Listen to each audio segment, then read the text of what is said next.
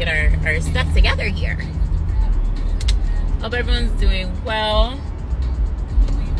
Happy Friday. We made it to the end of another week. This week's been a little bit like, this weather is ridiculous. It'll be worse next week. Just music down. Hey y'all. What's going on? What's going on? So,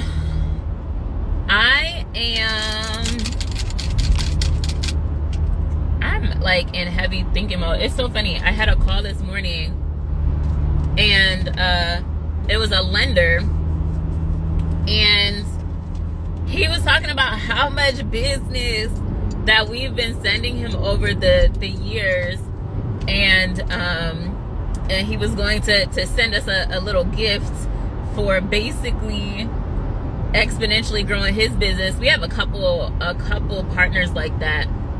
For some of you guys who have businesses in real estate, you're looking to grow and scale. We are really being intentional about giving folks the opportunity to expand their reach, to reach investors and people who are actually doing things in Baltimore, potentially work with us, but definitely working with our mentees and students and our audience.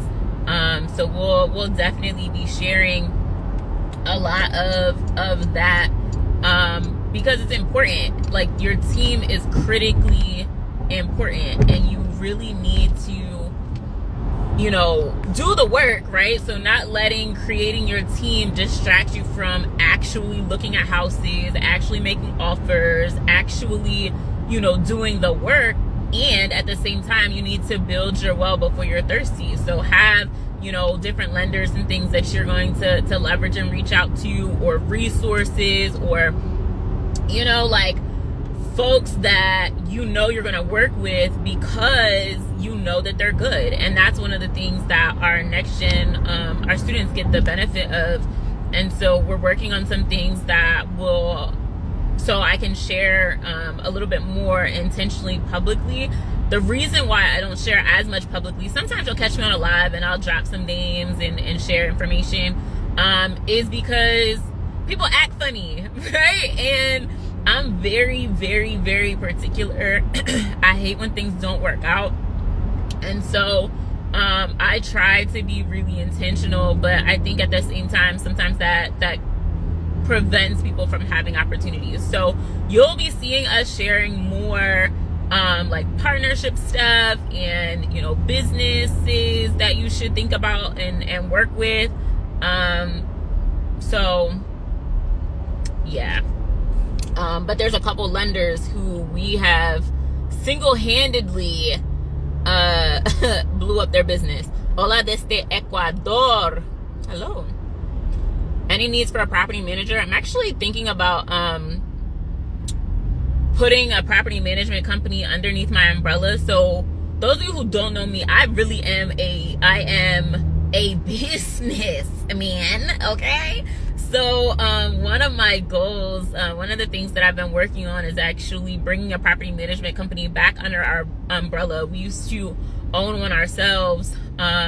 Because of a lot of things that are happening, I want to acquire, merge, and grow a property management company, knowing how challenging that can be for a lot of people to manage their own property and have a good property manager, as well as finding good tenants and, like the tenant placement process and people reaching out to us looking for somewhere to live, like, all of those types of things. And so it's very high on my list, not only to connect with and basically have folks test out different property managers, but also be able to have folks join the Charm City Buyers umbrella of companies, to be able to support and make sure that folks who are, one, investing here have the team that they need to be successful, but two, that we can also be intentional about how we're providing resources and support and all of these things to tenants, so that these tenants are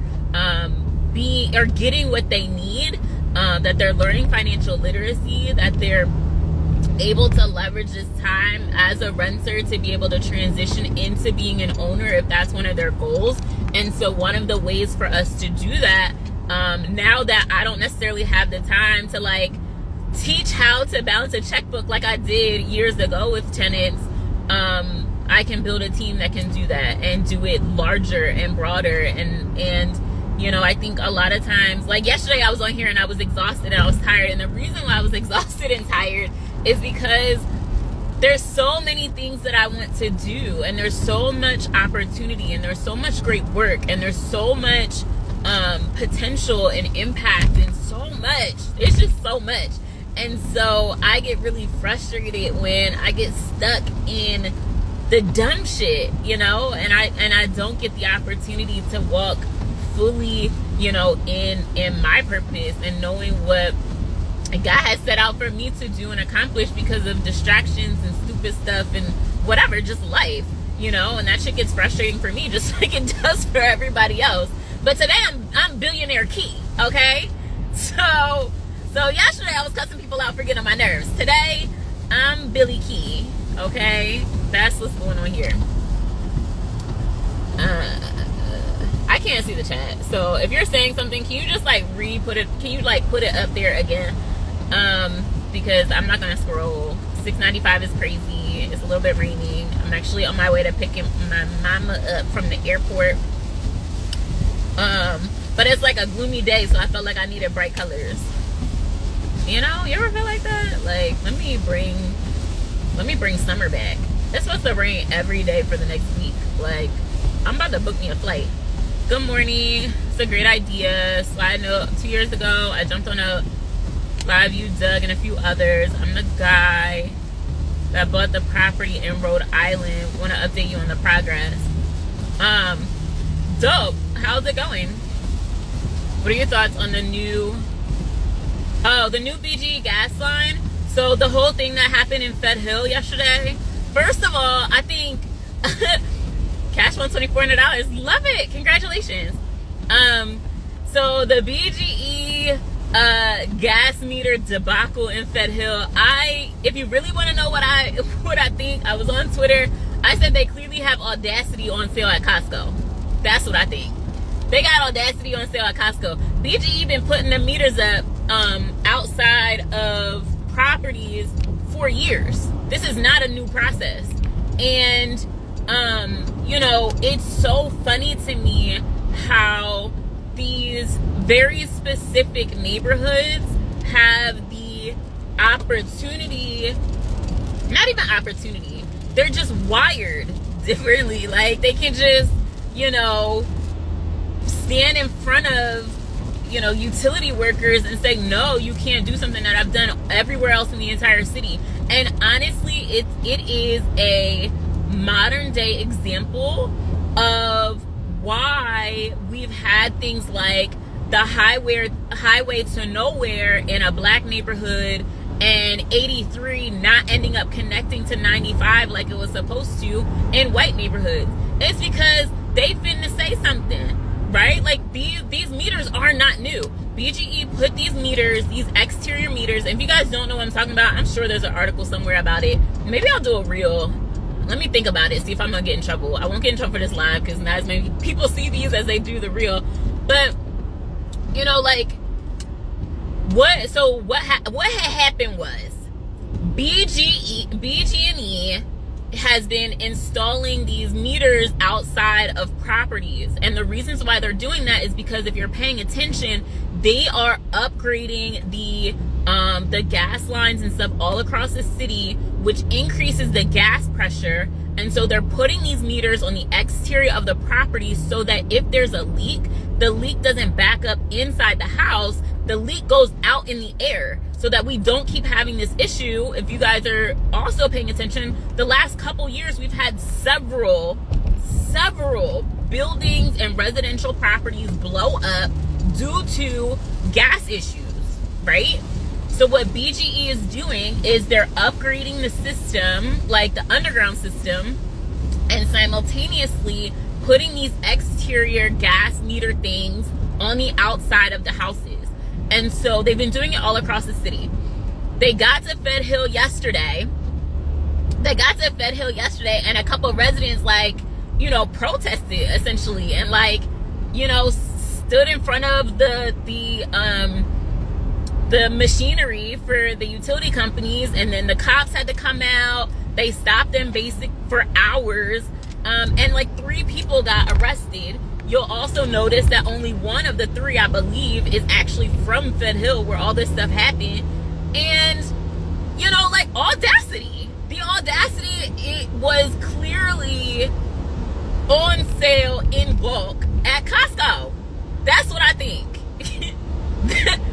That's what I think. I think if those were black residents in a black neighborhood, they would have never, ever done that all day. And I say that with my chest. Period.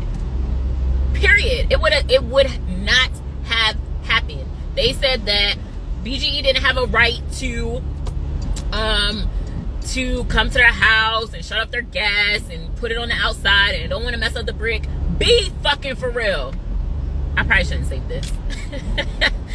Be for real. If those were some black folks, you gonna tell me they were gonna have a standoff for like 6 hours with BGE trying to do their job so that people's houses didn't blow up because they've already been updating the gas lines across the city? BFFR. I don't know who asked me that, but I bet you didn't expect me to answer like that. I bet you didn't expect me to answer like that. Be fucking for real. You gonna tell me they were gonna do that same thing at Oliver that they did in Fed Hill, and then paddy wagons wouldn't have pulled up? Then paddy wagons wouldn't have pulled up over in Cherry Hill if they stood there in front of BGE like that? Be for real. That's what I think about BGE. That's what I think about that BGE issue yesterday. They've been updating them gas lines everywhere. Now, if they have been complaining because in black neighborhoods, in this same conversation, in black neighborhoods, BGE has been doing work and upgrading the systems underground, and they've been very slow in black neighborhoods. I guarantee you it will not take them nearly as long to finish that underground work and get them pipes out of there and all that kind of shit. Sorry, let me get myself together. In Fed Hill as it has in Broadway East. Now, I think that I've had buyers of our properties who have like reached out, just like, who do I talk to, because I'm sick of this stuff in the middle of the street, these big huge pipes in the middle of the street, and they're digging up the ground, and then you got sewer lines down there, the wind blows the wrong way, your house stinks. Like, nobody has time for that. But when they complain and they're calling city councilmen and they're, you know, trying to do all that to no avail. Susie Q and them sitting out in front of the backhoe. And so, although I say all that, I probably can't save this. Can I say this? You said, but your mayor's throwing. Me, I ain't touching that one. But if you know, I think it's crazy. I think it's crazy. But I think at the same time, I think we need to make note, right? Because in some of these neighborhoods and some of these community members, the reasons, a lot of times in black neighborhoods, we're like, oh, you know, we get less than, nobody pays attention to us, you know, we're overlooked, all that kind of stuff. Sometimes we're not making enough noise. But also, we have different consequences. Having the same level of audacity can be dangerous. And that's really a shame.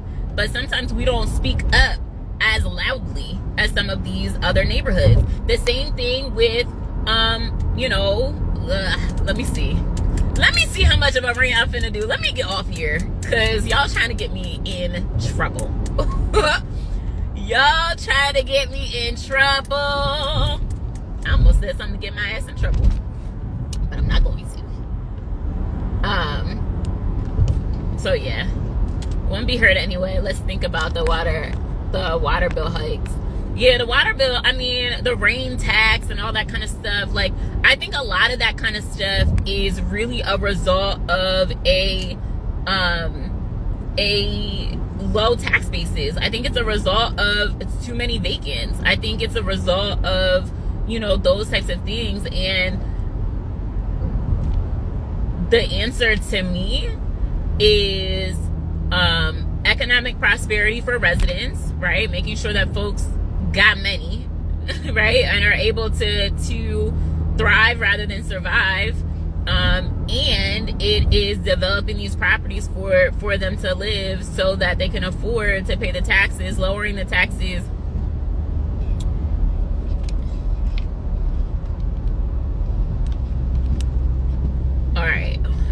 All right, so I'm picking my mom up from the airport.